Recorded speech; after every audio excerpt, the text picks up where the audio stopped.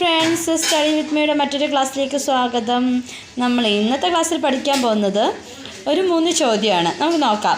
Quit India സമര നായിക എന്ന് ഗാന്ധിജി വിശേഷിപ്പിച്ചത് ആരെയാണ്? PSC ഏറ്റവും കൂടുതൽ ആവർത്തിച്ച് ചോദിക്കുന്നൊരു ചോദ്യമാണ്. PSC ബുള്ളറ്റിനുള്ള ഫാക്റ്റാണിത്. അരുണ ആസിഫ് അലിയാണ് ആൻസർ. ഒന്നുകൂടെ വായിക്കാം. ക്വിറ്റ് ഇന്ത്യ സമര നായിക എന്ന് ഗാന്ധിജി വിശേഷിപ്പിച്ചത് ആരെ ആണ്? Aruna Asif Ali. Indian Republican army രൂപീകരിച്ചത് ആരാണ്? സൂര്യ സെൻ. ഇന്ത്യൻ റിപ്പബ്ലിക് ആർമി രൂപീകരിച്ചത് ആരാണ്? സൂര്യ സെൻ. ഇന്ത്യൻ റിപ്പബ്ലിക് ആർമി രൂപീകരിച്ചത് ആരാണ്? സൂര്യ സെൻ. ഇനി കാലഗണനയനുസരിച്ച് ക്രമപ്പെടുത്തുക. ഇപ്പോൾ പുതിയ ട്രെൻഡിലുള്ള ക്വസ്റ്റ്യനാണ്. സ്റ്റേറ്റ്മെൻറ്റ് വൈസിൽ ഏറ്റവും കൂടുതൽ ചോദിക്കുന്ന ടൈപ്പ് ഇതാണ്. കാലഗണന അനുസരിച്ച് ക്രമപ്പെടുത്തുക. നോക്കൂ, കുണ്ടറ വിളംബരമാണ് ആദ്യം നടന്നത്.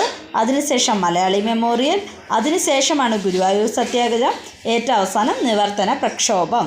ചോദ്യത്തിൽ കറക്റ്റായിട്ടാണ് ഞാൻ ആൻസർ കൊടുത്തേക്കുന്നത്. ആ കാലഗണന അനുസരിച്ചാണ് മാർക്ക് ചെയ്തേക്കുന്നത്. ഒന്നാമത് കുണ്ടറ വിളംബരം, രണ്ടാമത് മലയാളി മെമ്മോറിയൽ, മൂന്നാമത് ഗുരുവായൂർ സത്യാഗ്രഹം, അവസാനമാണ് നിവർത്തന പ്രക്ഷോഭം.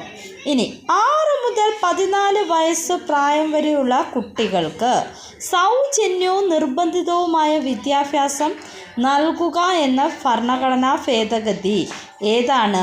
86-ാം ഭേദഗതിയാണ്. 2002 86-ാം ഭരണഘടനാ ഭേദഗതിയിലാണ് 6 മുതൽ 14 വയസ്സ് പ്രായം വരെയുള്ള കുട്ടികൾക്ക് സൗജന്യവും നിർബന്ധിതവുമായ വിദ്യാഭ്യാസം നിലവിൽ വന്നത്. 86-ാം ഭേദഗതി 2002. അപ്പോൾ നമ്മൾ 3 ചോദ്യമാണ് ഇതിനകത്തൂടെ പഠിച്ചത്. ഏതൊക്കെയാണ്? ക്വിറ്റ് ഇന്ത്യ സമര നായിക ആരാണ്? Aruna Asif Ali. Indian republic army രൂപീകരിച്ചത് സൂര്യ സെൻ.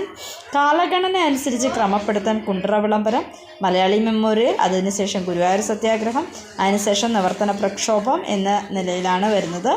6 മുതൽ 14 വയസ്സിലുള്ള കുട്ടികൾക്ക് സൗജന്യ നിർബന്ധിതമായ വിദ്യാഭ്യാസം നൽകുന്ന ഭേദഗതി 86-ാം ഭേദഗതി 2002. All the best my dear friends.